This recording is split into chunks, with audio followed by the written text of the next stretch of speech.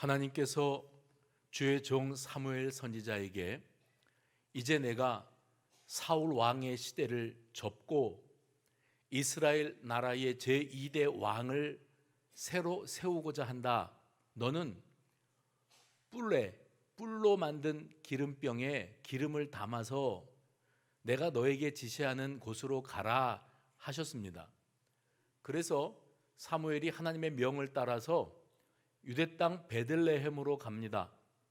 베들레헴으로 가서 거기에 있는 사람들을 모아 하나님 앞에 제사 드리는 그런 모습으로 오늘 본문이 시작이 되어지죠. 오늘 4절부터 13절까지 본문을 읽었습니다. 그런데 1절 말씀해 보시면 하나님께서 친히 사무엘에게 어떻게 말씀하셨는지가 기록되고 있습니다. 거기 이렇게 되어 있어요. 내가 이미 사울을 버려 이스라엘 왕이 되지 못하게 하였거늘 내가 그를 위하여 언제까지 슬퍼하겠느냐. 너는 뿔에 기름을 채워 가지고 가라. 내가 너를 베들레헴 사람 이새에게로 보내리니 이는 내가 그의 아들 중에서 한 왕을 보았느니라. 여기에 하나님께서 사무엘을 베들레헴의 이새네 집으로 보내시는 목적이 선명하게 기록이 되고 있는데, 이새의 아들들 가운데 하나님이 왕을 보셨답니다. 왕을 보셨다는 말은 왕이 될 만한 그릇, 왕이 될 만한 제목, 왕감을 보았다는 거예요. 그래서 여호와 하나님께서 사무엘을 그곳으로 파송하십니다. 그런데 그 사무엘이 이새의 집으로 가게 되어지면 지금 사울 왕이 이스라엘의 초대 왕으로 아직도 서슬이 시퍼렇습니다. 근데 하나님은 그에게서 떠나셨지요. 근데 사울 왕이 소문을 듣기를 사무엘이 뿔에 기름을 채워가지고 아문의 집으로 갔다, 이 소리가 들어오면 어쨌든지 사울 왕은 사무엘이 그 일을 하지 못하도록 막으려고 했을 겁니다. 그 사무엘 자신도 사울 왕의 귀에 지금 내가 하나님의 명을 받아서 한 왕을 세우러 간다 하는 것을 알게 되면 사울 왕이 나를 좋게 볼 리가 없고 내가 해코지를 당할 수도 있다, 이 사실을 압니다. 두려워하는 사무엘에게 하나님께서 너는 그 베들레헴 땅에 제사를 드리러 간다 하고 암송아지 하나를 끌고 가라, 이렇게 말씀하셨어요. 2절 말씀입니다. 그 다음에는 말씀하시기를 그 집에 당도하면 내가 내게 알게 하는 자에게 나를 위하여 기름을 부을지니라. 3절에 그렇게 말씀을 하셨어요. 위대한 선지자 사무엘이 갑자기 베들레헴에 찾아왔습니다. 베들레헴에 있던 당시 사람들은 사무엘이라고 하는 위대한 주의 종 선지자가 사역하고 있다는 사실을 들었어요. 압니다. 그렇지만 자기들이 평생에 그 위대한 선지자를 직접 보게 될 줄은 상상도 못하고 있습니다. 왜냐하면 베들레헴 땅은 아주 촌이었고, 그리고 사무엘이 친히 찾아와서 무슨 제사 집례를 할 만한 그러한 장소가 아니었기 때문입니다. 그래서 베들레헴 땅의 지도자들, 장로들이라고 표현되어 있는데 족장들이나 지도자들이 놀래서 찾아왔습니다. 어찌하여 우리 땅에 오셨습니까? 평강을 위해 오십니까? 라고 물었어요. 이 평강을 위해 오셨습니까? 라는 말은 어떻게 예고도 없이 갑작스럽게 이렇게 찾아오신 겁니까? 그 이유가 뭡니까? 하고 묻습니다. 그때에 사무엘이 내가 여호와께 제사를 드리러 왔다. 그러니 너희가 스스로 성결하게 하고 나와서 나와 함께 제사하자. 그러면서 이새와 그의 아들들도 다 그 제사하는 자리로 불렀습니다. 이게 4절과 5절에 나오는 장면입니다. 이렇게 해서 오늘 본문이 시작되게 되는 겁니다. 그래서 이제 이새는 사무엘의 요청에 따라서 자기의 아들들, 하나님께서 일찍이 이 사무엘에게 말씀하지 않았습니까? 내가 베들레헴에 있는 이새네 집안에 있는 아들들 가운데 한 왕을 봤다. 그건 하나님이 한 왕을 지명하시고 그리고 생각해 두신 게 있다는 뜻이겠지요. 그래서 이제 이새의 아들들이 차례로 사무엘 앞에 등장합니다. 이새의 첫 번째 아들의 이름이 엘리압이었는데, 이 엘리압이라고 하는 인물이 딱 등장했을 때 사무엘은 어떤 생각을 했는가 하면 더 볼 것도 없다. 이 엘리압이라고 하는 인물은 하나님이 보셨던 그 한 왕이 될 만한 제목을 내가 턱 보니 알겠다. 너무 잘생기고 기골이 장대하고 왕으로 세우면 딱이겠다. 예전에 첫 번째 왕이었던 사울이 왕위에 오를 때에도 사람들이 볼 때에도 그에게 왕관을 씌워놓고 왕의 지팡이 호를 들려놓고 그리고 망토를 입혀놓으면 영락없이 왕감이었어요. 그러면 사람들이 볼 때는 정말 이 정도는 돼야 우리의 왕이지 할 만한 인물이 사람들의 뇌리에 기준으로 있었다는 겁니다. 최소한 이 정도의 조건은 차야 된다. 그런데 사무엘도 사람이라 엘리압이라고 하는 이새의 첫 번째 아들을 딱 보는 순간에 마음에 들었습니다. 너무 좋습니다. 그래서 여호와께서 기름 부으실 자가 과연 주님 앞에 있도다. 6절에 그냥 엘리압 보자마자 이런 마음을 품었어요.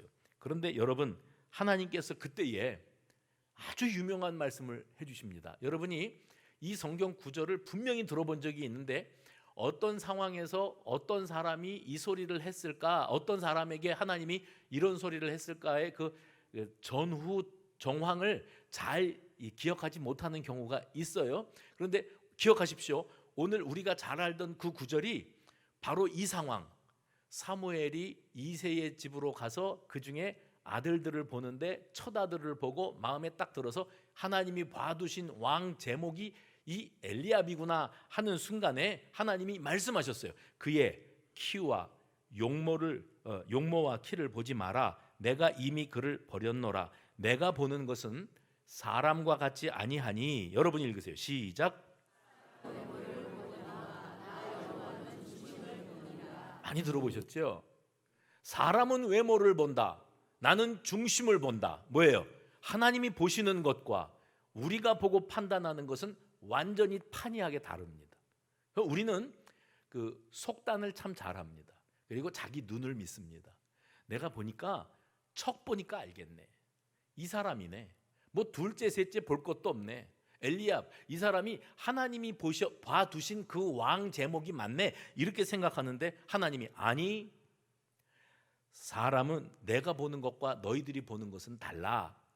너희가 보는 것은 오로지 외모, 조건만 봐.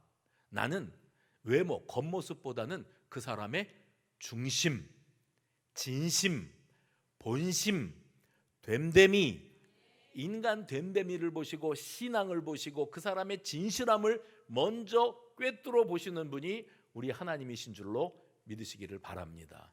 그 사람이 잘 속아요. 왜요? 외모만 봤기 때문에. 그래서 여러분들이 이 가정의 달 되면 마음이 늘 괴로운 거예요. 내가 이 남자가 사람이 허우대가 멀쩡하고 성격도 좋아 보이고 또 신앙생활도 한다 그래서 믿음도 좋은 줄 알았지. 장로님네 아들이라고 권사님네 딸이라고 그래서 믿음 좋은 줄 알고 배우자로 만났는데 살아보니 내가 속았대.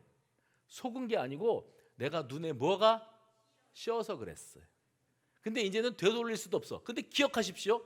하나님이 보시는 것과 사람이 보는 것은 달라요. 근데 내가 잘못 본 거예요. 그런데 어떡하겠어요? 오늘 여기 본문에도 나는 중심을 보느니라. 이게 오늘 말씀의 제목 아닙니까? 여러분, 그래서 둘째 아비나답도 불렀고 아니래요. 셋째 삼마도 불렀고 역시 아니랍니다. 이렇게 해서 1번부터 7번까지 이새네 집에 있었던 아들들을 사무엘이 직접 면접을 다 했습니다. 보고 하나님이 아까 말씀하셨잖아요. 3절에 내가 내게 알게 할 거다. 그 아들이 왕의 제목이면 어떤 모습으로라도 내가 너에게 감동을 주어서 네가 이 사람이 왕감이구나 하는 것을 알아보게 해주겠다 그랬는데 7째 아들까지 만나도록 하나님이 가만히 계시는 거예요. 아무런 사인이 없습니다. 그러면 사무엘 입장에서는 아까 분명히 베들레헴으로 가라고 하셨고 이새네 집 식구들을 만나보라고 그랬고 그 아들들 가운데 왕이 있다고, 이스라엘 나라의 두 번째 왕이 될 인물이 그 가운데 있다고 분명히 말씀하셨건만 어째 7째까지 봤는데 아무 사인이 없는가? 그러면 하나님이 말씀을 잘못하신 건가? 내가 하나님 말씀하시는 것을 잘못 알아들었는가? 이렇게 당황할 수밖에 없었습니다. 그래서 사무엘로서는 선택의 여지가 없는 한마디를 이새에게 던집니다. 그게 뭐냐면 이게 다냐? 니네 집에 아들 7이 다야? 하고 묻지요. 그때에 이새가 말을 하지요. 다가 아니고 아직 막내가 남았는데 그는 양을 지키나이다. 그러니까 사무엘이 당장에 가서 그 막내 데리고 와라 그랬습니다. 그 순간에 지금 준비되어 있는 만찬, 식사 자리, 그리고 하나님 앞에 드리고자 했던 제사의 행위, 제사 자리가 다 올 스톱입니다. 그 막내 아들이 올 때까지 우리는 아무것도 안 하고 그가 오기를 기다린다. 나는 그 사람까지 만나야 그 다음에 내가 여기에 온 목적을 실행에 옮길 수가 있다. 이게 사무엘의 입장이었습니다. 우리는 이 스토리를 잘 알고 있습니다. 주일학교 다닌 분들은 아마 수없이 이 장면들을 들었을 거라고 생각을 합니다. 이해하시기를, 이 장면은 하나님께서 사울 왕을 패하시고 그리고 다윗을 이스라엘의 왕으로 세우시기 위해서 사무엘을 이새네 집으로 보내시고 다윗을 만나시고 그에게 기름을 부으시고 그 순간에 다윗에게 하나님의 영이 강하게 임재하셨고 그 이후에 다윗이 왕으로 등극하고 사울은 폐위가 되고 이스라엘의 왕정 정치가 이렇게 이어지는구나, 이렇게만 이해하고 지나가면 이 성경 본문이 우리에게 들려주시기 원하시는 핵심 진리, 알맹이를 빠뜨리고 있는 것과 다를 바가 없습니다. 그래서 오늘 본문을 다시 봐야 됩니다. 특별히 우리가 하나님이 하신 말씀, 내가 이새의 집에서 한 왕을 보았다 하신 이 보았다는 말씀과 너희가 보는 것은 외모인데 내가 보는 것은 중심이다 하시는 말씀을 생각해 볼 때 분명한 것 한 가지는 하나님이 보시는 게 있어요. 우리하고는 다릅니다. 우리가 보는 것과 하나님이 보시는 것이 완전히 차원이 다른데 하나님이 보시는 그 눈으로 오늘 본문을 가만히 살펴볼 필요가 있습니다. 그래서 우리는 이 본문을 통해서 다윗은 어떤 인물인가, 어떻게 준비된 인물인가, 특별히 1절에 나오는 내가 이새의 집에서 한 왕을 보았다 하는 번역이 이렇게 되어 있지만 히브리어 번역으로 이 구절을 읽으면 이렇게 읽어야 됩니다. 내가 보았느니라 이새의 집에서 한 왕을, 이렇게 읽어야 돼요. 내가 보았느니라 이새의 집에서 한 왕을. 이 말씀 속에 우리가 궁금해야 됩니다. 하나님이 다윗 이 이새의 막내 아들에게서 뭘 보셨던 걸까? 뭘 보셨던 걸까? 하나님이 눈여겨보셨던 이 막둥이는 도대체 어떤 그릇, 어떤 인물이었는가? 이것을 여러분 한번 유심히 생각해 볼 필요가 있습니다. 어찌되었든 사무엘이 이새에게 내 아들들이 이게 다냐? 하고 물었을 때 이새의 반응, 하나가 있는데 그는 양을 지키나이다. 그냥 우리가 우리말로 번역되어 있는 성경만 읽어도 지금 이새의 반응이 매우 시큰둥합니다. 왜냐하면 7을 보셨는데 이 중에 없다면 막내는 더 볼 것도 없습니다. 이게 이새의 판단이에요. 아까도 말씀드렸죠? 사람이 보는 것과 하나님이 보시는 것은 차원이 다릅니다. 그런데 이새는 자기가 보기에 내 아들 8 중에 7 아들 중에 합당한 인물이 없다면 8째는 보여줄 필요도 없고 만날 필요도 없습니다. 이렇게 말을 하고 있는 겁니다. 새번역 성경에 보면 그는 양을 지키나이다 라고 번역되어 있는 이 짧은 구절을 우리가 이해하기 쉬운 말로 더 풀어서 설명을 하고 있어요. 그래서 새번역 성경에 그는 양을 지키나이다가 이렇게 번역되어 있습니다. 막내가 남아있기는 합니다만 지금 양떼를 치러 나가고 없습니다. 강한 뉘앙스가 풍기는데 그게 뭐냐면 이새는 사무엘이 자기의 막내를 찾는 것 자체가 못마땅합니다. 잘 이해가 되지가 않습니다. 이렇게 크고 든든하고 잘생기고 똑똑한 아들이 마음에 들지 않는다면 막내 다윗은 보나 마나입니다 하는 그런 느낌. 막내가 남아 있는데 라고 11절에 표현이 되어 있는데 이 막내라고 하는 표현이 히브리어로 하카탄이라는 단어를 씁니다. 그러니까 이건 본문에 막내라고 번역되어 있지만 일반적으로 구약 성경 다른 곳에서 이 하카타는 가장 작은 자, 가장 어린 자라고 표현되고 번역이 되고 있습니다. 그렇다면 여기 이스라엘 백성들에게 있어서 이 가장 작은 자, 어린 자, 하카탄이라고 언급되어지는 이 다윗의 위치가 어떤 위치인가? 여러분 잘 아시는 것처럼 이스라엘 백성들은 7자를 되게 좋아합니다. 7자를 두고 완전수라고 한다면서요? 우리는 잘 이해가 안 가지만 그들의 문화에서 7은 완전수입니다. 8은요. 8은 중국 사람들이 좋아합니다. 홍콩에 가면 그렇다. 저 여행 프로그램 보다가 깜짝 놀랐어요. 홍콩에 가면 자동차를 제한을 하는데 그러니까 한 차가 폐차가 되어야 새 차가 등록이 됩니다. 그 차량을 숫자를 통제하는 거지요. 차량을 살 때 이 8을 앞에 두고 뒤에 8888이 들어간 차량 번호판, 차값이 아니고 번호판 값이 2억 5천만 원의 거래가 되었다. 여행 프로그램에서 봤다니까요. 그래서 중국 사람들 참 팔자를 징하게 좋아하는구나. 그 사연이 있더라고요. 뭐 그 발음이 뭐하고 비슷해서 그래서 좋다. 근데 이 히브리 사람들은 팔자를 제일 싫어합니다. 7자를 좋아합니다. 완전수라. 8자는 도대체 어떤 때 쓰는가? 8이라는 숫자, 8이라는 숫자는 완전수에서 벗어난 단어이기 때문에 예외자, 열외자 이런 의미로 8을 이해를 합니다. 그래서 아버지 이새는 막내 다윗을 7째 안에 들어가지 못한 8째였기 때문에 이 아이는 기름 부음을 받을 만한 그릇도 아니고 대상도 아니고 이렇게 제사 드리는 일에 전 모두 집합할 때 너는 밖에 가서 양이나 치고 있어라 할 정도로 소외된 이 자리에 있었던 아들이 다윗이었단 말입니다. 그래서 쉽게 표현하면 사무엘이 막내는 어디 있는데 했을 때 인간적으로 막내는 볼 것도 없습니다. 그 아이야말로 정말 보잘것없는 열외자, 예외자입니다. 이렇게 표현을 하고 있습니다. 근데 여러분 사무엘이 이러한 이새의 태도를 어떻게 받아들였을까 한번 생각해 보십시오. 지금 어떤 상황입니까? 지체 높으시고 우리가 평생에 한번 볼 수도 없을 만한 그런 사무엘이라고 하는 위대한 주의 종이 초라한 베들레헴이라는 마을로 찾아왔어요. 직접 자기 발로. 어떻게 이렇게 갑자기 오셨습니까? 했더니 내가 제사 드리러 왔다. 그러니 모두가 다 정결 예식을 행하고 여기에 집결해라. 다 모였다는 게 이새의 7 아들이 함께 온 겁니다.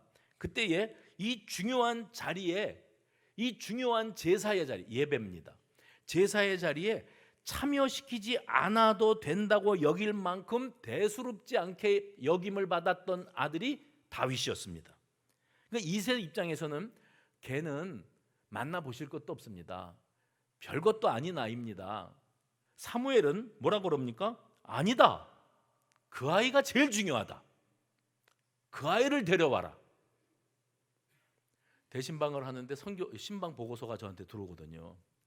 여기 앉아 계시는 그 어르신들 기도 제목 가운데 80% 이상이 뭐냐면 우리 애가 어렸을 때는 1,000원짜리 들고 100원짜리 들고 교회 열심히 나갔는데 그래서 중고등부 때 회장도 하고 앞에 나가서 율동도 하고 찬양팀도 하고 청년부가 되어서는 소그룹 리더, 셀 리더도 하고 그랬더랬는데 지금은 머리가 커가지고 교회 끊고 예수 끊고 예배 끊고 그리고 교회 좀 같이 가자. 너 예전에 신앙생활 잘했잖아. 그러면 소리를 버럭 지른답니다.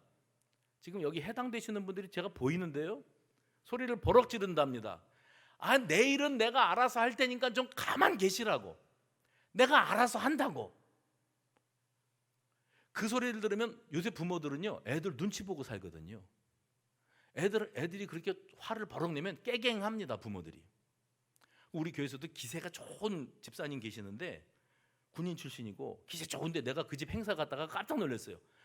사람들 많은 자리에서 아들이 아버지를 타박을 하더라고요. 아이 아버지 좀 가만히 있으라고. 그러니까 그 기세 좋은 분이 깨갱하고 조용히 계시는 거 보고 내가 깜짝 놀랐어요. 엄청 충격받았어요. 한 10년 전 얘기인데 지금도 잊지를 못해요.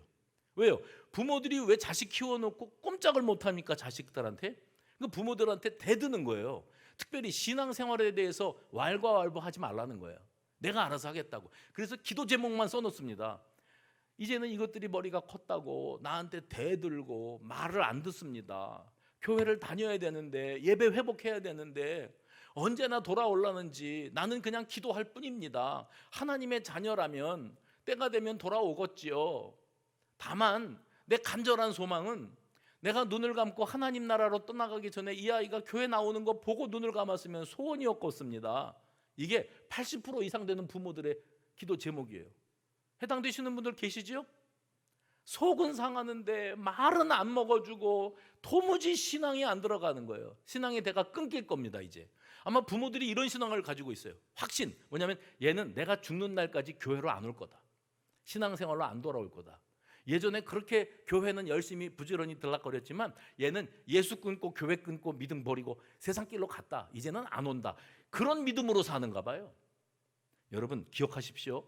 사무엘이 뭐라 그랬는가 하면 네 일곱이 다냐? 아닙니다. 막둥이가 있습니다. 저 들에서 양을 치고 있습니다. 걔 데리고 와라. 걔가 올 때까지 우리 예배 스톱, 만찬 스톱, 아무것도 안 한다. 걔가 올 때까지 우리는 아무것도 안 한다. 그러니 침묵이 흐르고 서둘러서 이세네 집의 종들이 이 다윗 도련님, 양치러 나간 다윗 데리러 어떻게 달려갔다고 표현하면 좋을까요? 쏜살같이 달려갔어요. 달려가가지고 양치고 있는 다윗을 저 멀리 보고 지금 여기서 이루고 있을 때가 아닙니다. 사무엘 선지자가 베들레헴에 왔는데 우리 아버지 당신의 형들을 쫙 만났는데 아니라고 하고 그 유명하신 선지자께서 다윗 당신을 봐야 제사를 드릴 거라고, 당신을 봐야 밥을 먹을 거라고 기다리고 있습니다. 다들 기다리고 있습니다. 빨리 오십시오. 그래서 달려왔죠. 달려왔을 때 여러분 상상을 해보십시오. 다윗이 들에서 양치다가 아버지가 사무엘이 찾는다고 와서 잠깐만요. 그리고 씻고 옷 갈아입고 머리 정돈하고 그리고 나타났을까요? 시간도 없어요. 그냥 양치던 목동의 모습 그대로 그냥 지푸라기도 머리에 있고 막 산발이 되고 옷도 남루하고 그리고 지저분한 모습 그대로 나타난 겁니다. 그러면 사무엘이 얘입니다 했을 때, 그러니까 상상력을 동원해 보십시오. 얘입니다, 얘가 막둥이입니다 했을 때 사무엘이 깜짝 놀랐대요. 왜 놀랐는가? 하나님이 봐두신 한 왕이 이 아이일까 생각을 하고 보면 얘는 아닌 것 같아. 왜냐하면 사람이 보는 것과 하나님이 보시는 건 다른데 사무엘이 딱 봤을 때 깜짝 놀란 게, 아이고 애가 생긴 게 꾀재재하고 체구도 조그맣고 인물도 뭐 거시기하고, 그런데 이 아이가 한 왕이라고 말도 안 돼. 이래서 놀란 게 아니에요. 12절 말씀 보십시오. 거기 뭐라고 표현을 했는가 하면 사무엘이 깜짝 놀라는 거예요. 그를 데려오매 그의 빛이 어때요? 붉고, 저 좀 보십시오. 맞습니다. 빛이 붉어요. 왜요? 땡볕에서 양치다가 왔는데 얼굴이 뻘겋게 달아오른 아이를 봤으니 빛이 붉은 건 맞습니다. 그 다음에 뭐라고 되어 있어요? 눈이 빼어나고.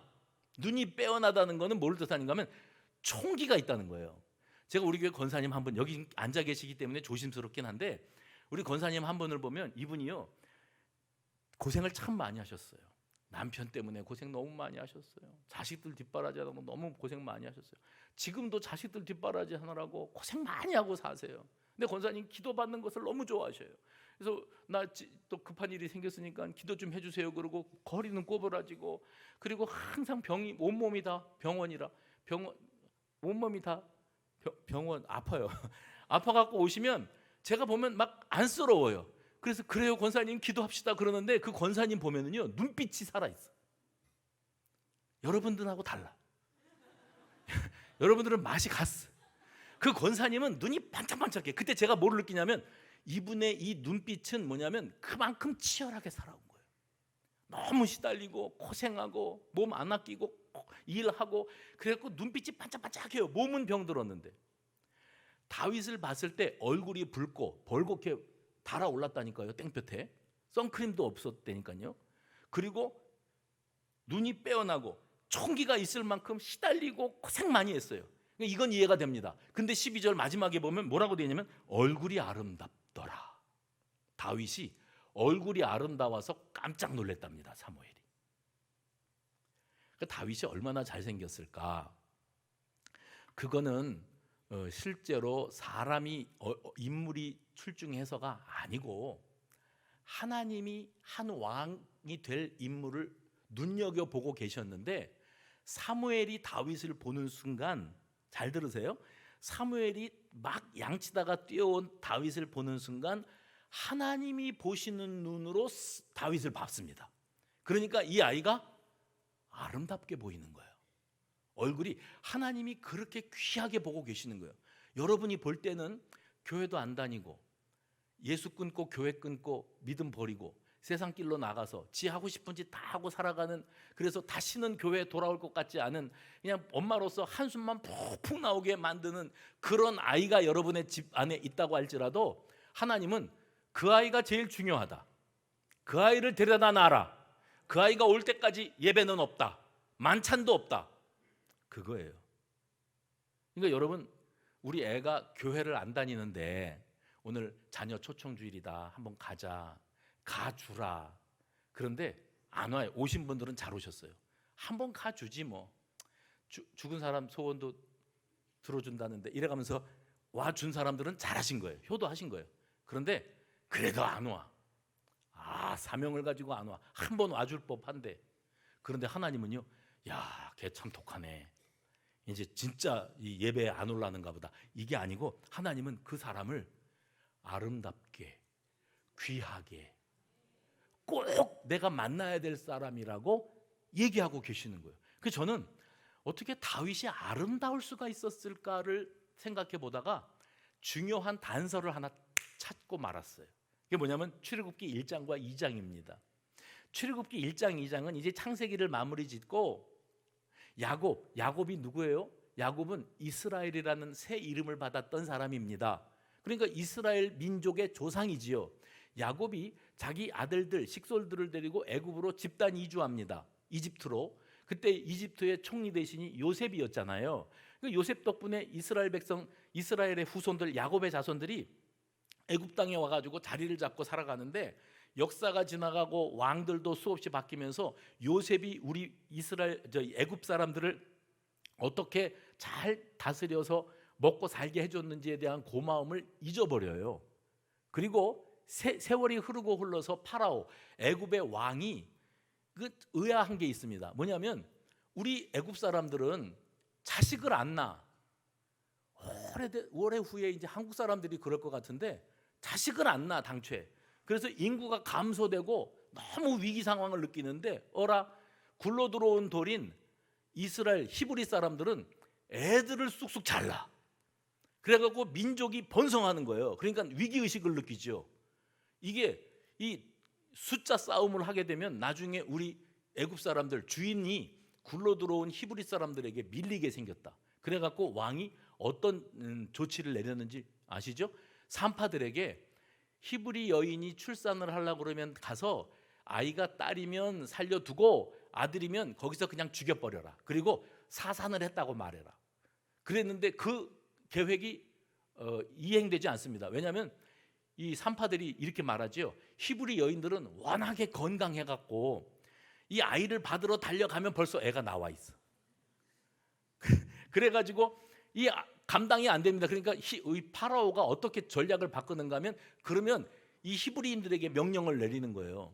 너희가 자식을 낳았을 때 아들이면 버리고 딸이면 살려둬라. 만약에 내 이 명령을 어기고 아들을 낳았는데 숨겨 키우거나 살려두면 애뿐만 아니라 너희 집안이 완전히 몰살되고 말 것이다. 그랬어요. 그 기가 막힌 상황 속에 누가 태어났어요? 모세가 태어났습니다. 모세가 태어났는데 엄마 아버지가 이 아이를 죽이지 못합니다. 100일이 될 때까지 석 달 동안을 집안에서 키우는 겁니다. 근데 성경을 읽어보면 거기 그 부모가 아이를 죽이지 못하고 키운 이유를 이렇게 말하고 있어요. 그가 잘생긴 것을 보고. 신생아가 잘생긴 것을 봤다. 여러분, 신생아가 잘생겼다고 예쁘다고 말하는 건 할머니 할아버지밖에 없습니다. 솔직히 말해서 자기가 나눴지만 이 아이가 예쁘게 보이지 않습니다. 왜냐하면 막 태어난 애들은 다 거기서 거긴 거예요. 예? 치열하게 나왔는데 그 아이가 동글동글하고 예쁘고 미소를 짓습니까? 울기만 합니다. 핏덩어리입니다. 그게 뭐가 예쁩니까? 근데 모세의 부모가 아이를 보고 너무 잘생겨서 못 죽였답니다. 그런데 나중에 보면 이것은 객관적으로 모세가 잘생겨서가 아니고 하나님이 이제 장차 이스라엘 민족을 이집트에서부터 이끌어내어 하나님이 아브라함에게 언약하셨던 가나안 땅으로 데리고 가는데 그 일을 위하여 하나님이 보내신 인물, 준비하고 계시는 제목, 그릇입니다. 그러니까 하나님이 보실 때에 이 아이가 잘생겨 보이는 거예요. 부모가 봤을 때 이 아이가 잘생겼다고 하는 건 하나님이 보시는 관점으로 이 아이를 바라봤기 때문에 가능한 표현이었다는 겁니다. 그러니까 사무엘이 다윗을 봤을 때 양치다가 지저분한 모습으로 달려온 조그만 아이인데도 그 아이를 바라보면서 이 아이가 눈이 빼어나고 아름다운 것을 보았다. 하나님이 이 인물을 남다른 눈으로 바라보고 계셨다는 것을 뜻합니다. 포기하지 마시기 바랍니다. 여러분의 딸이 귀합니다. 여러분의 아들이 귀합니다. 그거 속색이고 예배당 한번 가자 그러는데 그것 말도 안 들어주는 그 아이도 하나님이 데리고 와라. 그 아이가 여기 올 때까지 우리는 아무것도 하지 않는다. 하실 만큼 최우선순위에다가 그 어린 생명을 두고 하나님이 바라보고 계셨다는 거예요. 가장 작은 아이일 뿐입니다. 다윗을 아버지가 그렇게 취급했어요. 그 아이는 보잘것없는 작은 아이일 뿐입니다. 이새의 7 아들들은 어디에 내놓아도 빠질 것이 없을 만한 자랑스러운 아들들이었는데 이새에게 다윗은 아니었어요. 어린 다윗이 사무엘을 만난다고 한들 무슨 일이 일어나겠는가 기대가 전혀 없고 가능성 제로의 상태가 이 다윗의 상태였습니다. 그게 아버지가 바라보는 아들을 바라보는 관점이었어요. 그런데 형들도 그랬어요. 형들이 이 동생은 어떻게 취급하고 있었는지를 우리가 이렇게 짐작할 수 있는 중요한 장면이 하나 지나갑니다. 그게 어디냐면 사무엘상 17장인데요. 사무엘상 17장은 어떤 장면인가 하면 저 좀 보세요. 이스라엘 백성들이 블레셋과 전쟁을 합니다. 근데 블레셋 나라에 그 특별한 그 장군이 하나 있었어요. 여러분도 들어보신 적 있는 골리앗. 골리앗이 블레셋 나라의 장수로서 탁월한 리더십을 발휘하고 기세가 등등 체구가 좋고 싸움에 능한 사람이니까. 그런데 다윗이 아버지 심부름으로 형들한테 음식 배달하려고 왔어요.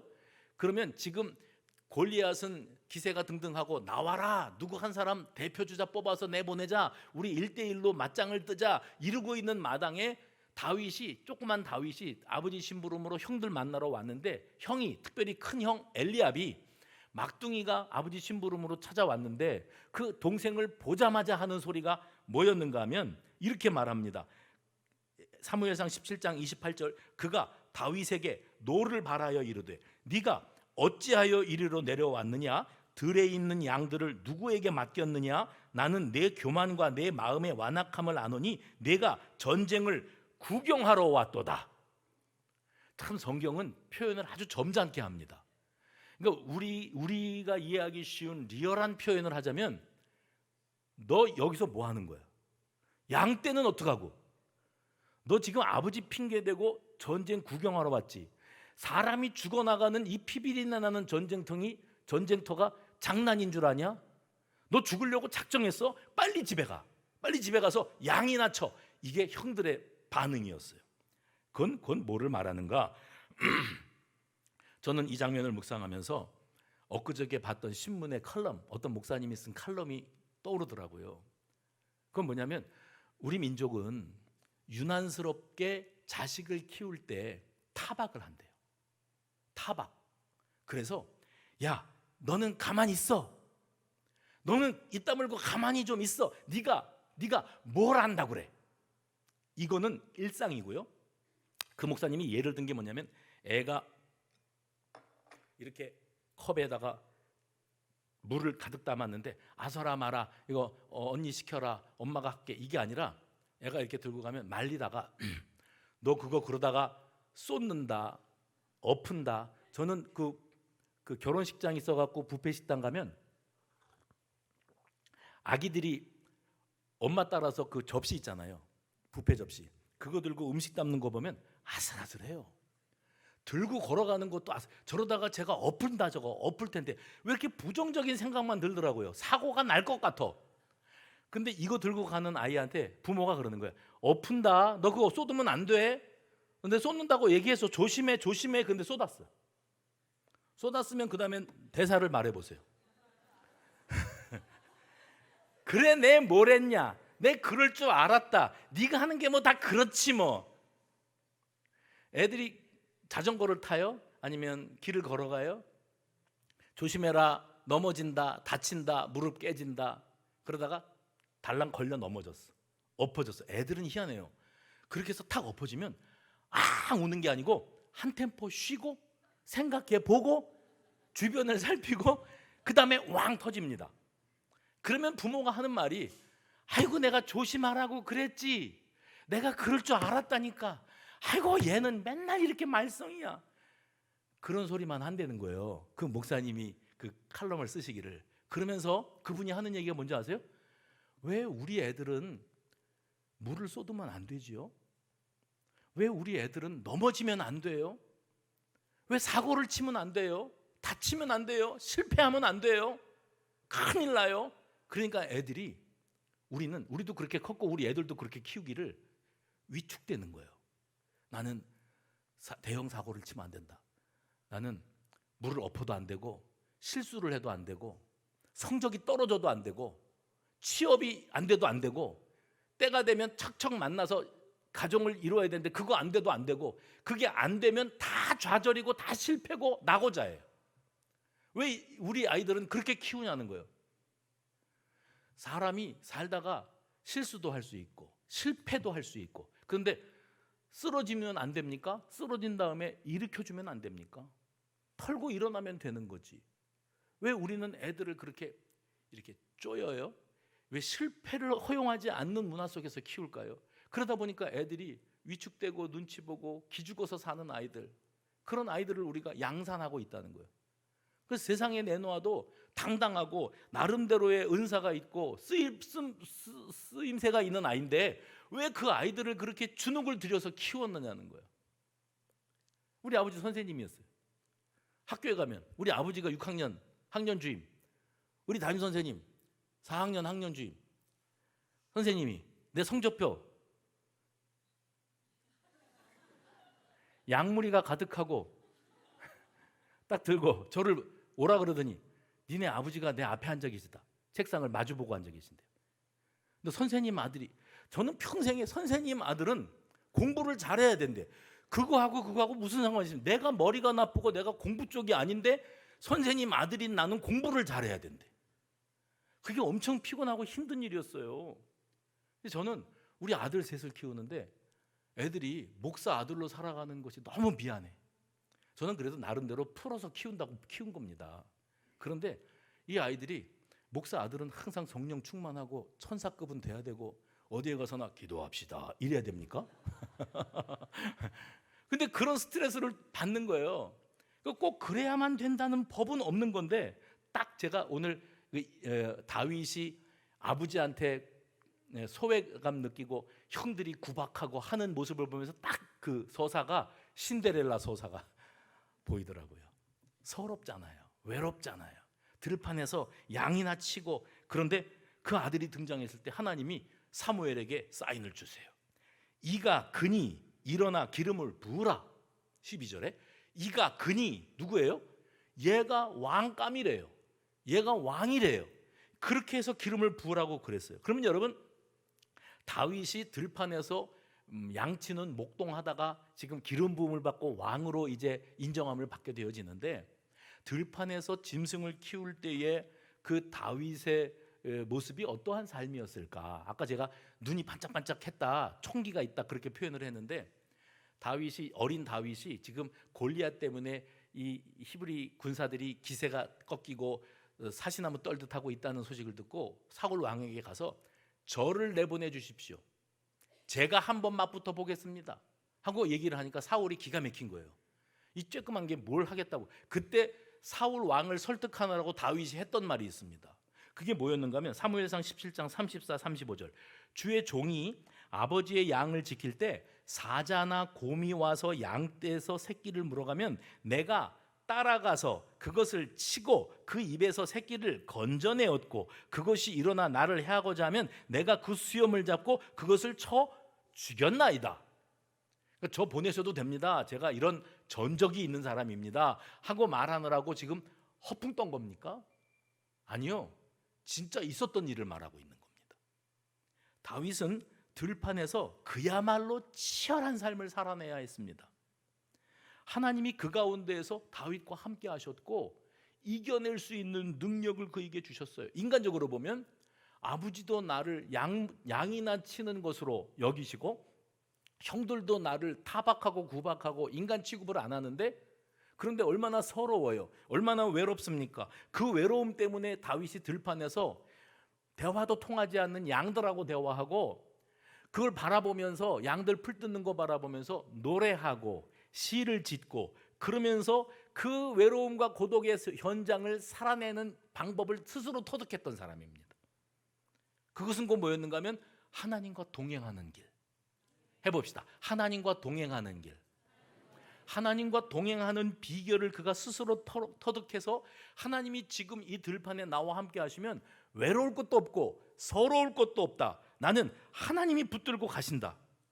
그래서 다윗이 양치던 광야는 하나님과의 동행을 경험하는 훈련 도장이었다고 해도 과언이 아닙니다. 그런데 우리는 여기서 다시 한번 들판에서 양치다가 달려온 다윗의 모습이 빛이 붉고 눈이 빼어나고 아름다웠던 이유를 생각해 볼 수밖에 없습니다. 그건 곧 무엇인가? 치열한 현장의 삶에서, 생존 경쟁의 땅에서 총명함과 하나님을 향한 신뢰의 눈빛이 그에게 살아 있었다는 거예요. 그러면 저는 이 말씀을 준비하면서 이런 생각을 했어요. 그 다윗은 그러면 이런 신앙을 어디서 배웠을까? 아버지에게서 배웠을까? 아닌 것 같아요. 아버지가 이 아들 알기를 우습게 알아요. 너는 부수적으로 태어난 아들이고 여루애다. 아들로 인정도 안 하지 않습니까? 형들이었을까? 형들이 그 동생을 타박하는 거 보면서 형들에게서 받은 영향도 아니었을 것 같아요. 그런데 제가 그 생각을 하다가 한 가지를 깨달은 게 있는데 뭐냐면 다윗의 스토리에는 엄마가 없어요. 다윗의 이야기는 아무리 뒤집어 봐도 엄마가 없어요. 그 엄마의 부재 속에서 큰 아들입니다, 이 아들이. 그런데 그 다윗의 노래, 시편 가운데 다윗이 자기 엄마가 없는데 엄마 이야기를 한 적이 없었던 다윗이 딱 2번 시편에서 노래를 부르면서 자기 엄마를 언급한 적이 있어요. 근데 우리 어머니, 우리 엄마가 아니라 이렇게 표현했어요. 주의 여종. 주의 여종. 시편 86편 16절 보면 이렇게 되어 있습니다. 내게로 돌이키사 내게 은혜를 베푸소서. 주의 종에게 힘을 주시고 주의 여종의 아들을 구원하소서. 시편 116편 16절 다윗의 노래. 여호와여 나는 진실로 주의 종이요 주의 여종의 아들 곧 주의 종이라. 주께서 나의 결박을 푸셨나이다. 자기를 다윗이 노래할 때 딱 2번 주의 여종의 아들이라고 말합니다. 엄마가 안 보이는데 그가 노래할 때 그렇게 표현을 하고 있어요. 그래서 우리가 짐작을 하는 겁니다. 다윗의 인생 가운데 어머니는 일찍 세상을 떠난, 그러니까 어머니 부재의 상황이다. 그런데 다윗은 무의식 속에서 어머니로부터 받은 영향이 있다. 무의식 속에. 여러분 지금 떠올릴 수 있는 가장 어린 시절이 어떤 때입니까? 어떤 사람이 자기는 엄마가 자기 그 분유 먹일 때 생각이 난대요. 뻥입니다. 이게 말도 안 되는 소리입니다. 거슬러 올라가서 최고의 기억을 과학자들이 말하면 5살까지는 기억할 수 있을 수도 있대요. 근데 웬만한 사람들은 6살, 7살 초등학교 들어갈 무렵 정도가 떠오르지 그 이전은 알 수 없어요. 그런데 아마도 다윗의 엄마는 그 아이가 기억하기 이전에 전혀 떠오르지 않는 무의식 속에다가 하나님을 심어주고 하나님을 알게 하고 그 하나님과 동행하는 믿음의 씨앗을 그 아이에게 심어준 것이 아니었을까. 그러니 아버지에게서 형들에게서 이렇게 구박을 당하며 살면서도 그는 찬양시를 짓고 하나님을 노래하고. 그래서 저는 들판에서 다윗이 양치다가 엄마를 그리워하고 엄마를 떠올려 보고 싶은데 얼굴도 생각이 안 나는 엄마를 생각하면서 혹시 이 찬양을 불렀으면 어땠을까? 나의 사랑하는 책 비록 헤어졌으나 어머니의 무릎 위에 앉아서. 그 다음에 뭐예요? 재미있게 듣던 말 중에 있으니 성경심이 사랑합니다. 귀하고 귀하다. 우리 어머니가 나를 품에 안고 내게 전물리시면서 하나님을 말했는데 내가 너무 어려서 그 하나님이 실감도 안 나고 내가 기억도 못 하는데 어떻게 내 중심 깊은 곳에 나도 모르는 사이에 무의식 속에 하나님의 실존, 하나님의 사랑, 하나님의 임재와 동행하심이 내 속에 이렇게 불타오르고 있을까? 열매가 맺힐까? 이게 다윗 스스로도 신기한 거고, 하나님께서 내가 이새의 아들들 중에 한 왕을 보았다. 그는 제목이다. 그는 그릇이 준비되어 있다. 그것은 어쩌면 그 다윗의 인생에 보이지 않는 어머니의 영향력이 그에게 남아 있었기 때문은 아닐까, 이런 생각을 해보게 되었습니다. 누군가는 어린 자녀에게 소망의 불씨, 하나님을 경외하는 믿음의 씨앗을 심어주고 갔다는 이야기예요. 시편 27편 10절에 보면 다윗은 자기를 길러주신 분은 하나님이라고 고백하고 있습니다. 이렇게 표현했어요. 내 부모는 나를 버렸으나. 여기 그런 분들 계실 겁니다. 내 부모는 나를 버렸으나. 그래서 천하의 고아가 되신 분도 계시고, 정서적으로 부모에게 버림받은 느낌으로 자라난 분도 계시고, 아버지가 나를 버렸다, 어머니가 나를 버렸다, 그래서 평생의 그 상처 때문에 헤어나오지를 못하고 그 쓰디쓴 고통 가운데 몸부림치면서 어린 시절을 살아내야 했던 그런 사람들도 이 자리에 있을 겁니다. 그런데 다윗은 말합니다. 여호와는, 부모는 나를 버렸으나 여호와는 나를 영접하시리이다. 그래서 성경에 다윗의 어머니의 흔적을 찾아볼 수가 없었던 이유는 혹시 다윗이 너무 어렸을 때 어머니가 떠나가셔서 마치 어머니가 날 버린 것 같은 그런 느낌으로 살았던 것은 아닐까. 아버지의 외면과 어머니의 부재, 이것이 이 어린 다윗을 홀로서기 하는데 정말 힘들게 버텨낼 수밖에 없도록 만들었던 요인이 아닐까, 이런 생각을 해봅니다. 분명한 것은 다윗이 그 10대 어린 소년의 시절부터 양치는 일을 감당했는데 그 어려운 때를, 외로운 때를, 서러운 때를 이겨낼 수 있었던 것은 하나님과의 동행이었어요. 누군가 이 아이의 심령 속에 하나님이 너를 사랑하셔, 하나님은 너를 버리지 않으셨어, 이제라도 네가 하나님께로 돌아오면, 사무엘이 그러는 거예요. 그 아이를 데려다 놔라. 그 아이를 여기 데려다 놔. 그 아이가 올 때까지 우리는 아무것도 하지 않겠다. 얼마나 중요한 인물입니까, 다윗이. 하나님을 경외하는 그 신앙은 어디서 시작됐을까? 모세가 갈대 상자에서 울다가 발견됩니다. 바로의 딸 공주가 데리고 와라. 알아요. 하도 이런 일이 흔하니까. 그래서 히브리 여인이 아들을 어쩔 수 없이 버렸구나. 그래서 이 아이를 이렇게 받아들이는데 그 다윗의 누나가 달려갑니다. 달려가서 이 아이를 젖먹여 키울 수 있는 유모를 제가 소개해 드릴까요? 이랬어요. 그러니까 그래라. 그래서 데리고 온 게 누구냐면 모세의 엄마가 왔어요. 그래서 모세는 합법적으로 엄마의 젖을로 자라나는 아들이 됩니다. 엄마가 그냥 유모 노릇만 했을까요? 이 아이를 품에 안고 히브리인의 정체성, 우리는 하나님의 백성이다. 네가 애굽 왕궁에서 호사스럽게 최고의 교육을 받으면서 살겠지만 너는 히브리인이다. 그 히브리인의 정체성을 심어 놓았기 때문에 모세가 모세될 수 있었고, 지금 오늘 여기 등장하는 사무엘이요. 사무엘이 어떻게 등장한 인물입니까? 엄마 한나가 불임입니다. 그래서 하나님 앞에 서러워서 눈물로 기도합니다. 나에게 자식을 주시면 내가 이 자식 덕볼 생각하지 않고 이 자식을 내 소유로 여기지 않고 하나님께 바치겠나이다. 실제로 주셨어요. 그래서 약속을 이행하느라고 그 부모가 어린 사무엘을 성전에 갖다 바칩니다. 성전에서 살면서 그 아이는 하나님의 음성을 듣습니다.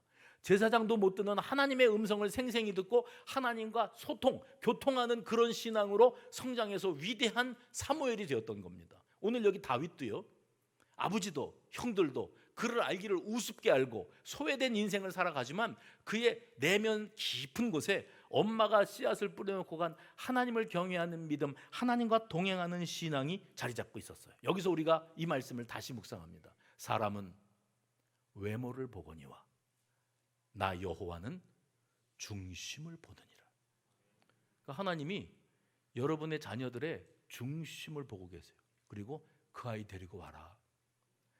니들이 볼 때는 믿음 생활 이제 글렀지, 신앙생활 다 틀려먹었지, 니 죽으면 니네 가문에 신앙이 딱 끊기게 생겼지. 80% 이상의 기도 제목이라니까요. 우리 자식들 어떻게 하면 좋아요? 말기도 못 알아듣고 순종도 안 하고 잔소리 좀 그만하라고, 내가 알아서 할 거라고. 그러면 어떻게 하면 좋아요? 하나님은 그 중심에다가 믿음의 씨앗을 뿌려 놓으시고 지금도 다윗을 기다리고 계시듯 기다리고 계시는 줄로 믿으시기를 바랍니다. 가정에서 신앙은요, 교회 학교, 주일학교에다가 일주일에 1시간 보내놓고 우리 아이 믿음 좀 심어주세요, 믿음 좀 키워주세요, 말도 안 되는 얘기입니다. 해봅시다. 신앙은 가정에서 부모가 삶으로 가르치는 겁니다. 신앙은 가정에서 부모가 삶으로 가르치는 거예요. 애들의 신앙을 떠나고 애들이 시큰둥한 믿음 생활하거나 아이의 교회에서 발을 끄는 이유는 뭐냐면 부모가 잘못 보인 겁니다. 그 아이에게 본이 되지 못한 거예요. 불화하거나 교회 얘기하면서 욕을 하거나 남의 말을 함부로 하거나 그래 놨으니 그 아이가 은혜를 받을 수가 있습니까? 교회 생활에 긍정적인 마음을 품을 수 있습니까? 다 그거 종교 사업이라고, 돈 벌려고 하는 짓들이라고, 그런 소리 저도 들어봤거든요. 하나님을 못 만나면, 누가요? 여러분이 하나님을 못 만나면 여러분의 아이들은 하나님 절대 못 만납니다.